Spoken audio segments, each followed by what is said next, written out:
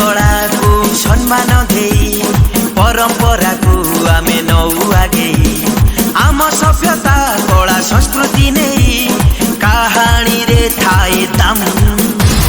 सारा ओडिशा रे गोटिए चर्चा आमे कोथिरे नुह कम